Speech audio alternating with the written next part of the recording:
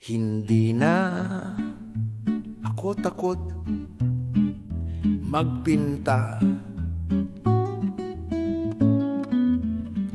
Dati-rati ilang milyong dahilan pa ang kailangan kong paslangin para lang ang kamay ko'y ang brush o lapisi, damputin ilang boses pang kailangan, awain, harapin, sagutin, patahimikin para lang kumilos, hindi man akin.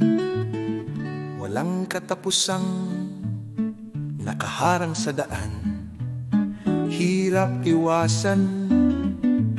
Walang tao, bagay o kaganapan sa buhay ang hindi hahadlang sa akin pupuntahan. Mailapat lang ang bagong papel sa aking mesa at dobleng puwersa para lang mahila sa upuan ang aking kaluluwa, upang gawing ng totoong puso ko'y kinakanta.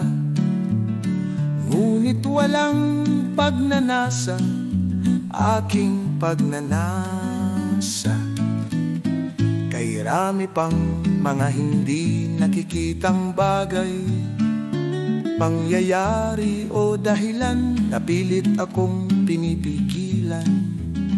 Hindi na muli sila'y magwawagi sa libo-libong kathang isip, mga hindi naman nakaayon sa totoong tibok. Puro haka-haka, noon laman ko'y takot na nagkatawang tao. Kung kamay ko'y sangay, ito'y walang bunga. Nooy anino ko'y ako'y nilalalamon. Walang tiwala sa sariling gawa, walang respeto sa binigkas na salita, purong dada. Matalik na kaibigan na nais lamang ang kapatid ay magsipag at mailigtas.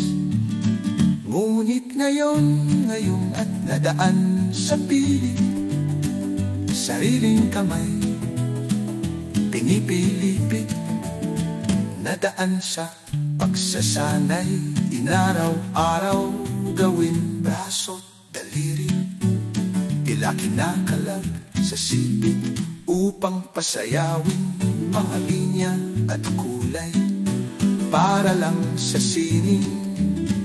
Dinaig pa ang kaugali ang ari jakulin, binuhos ang lahat ng oras sa obra, nahigitan pa ang lasap ng panandaliang sarap.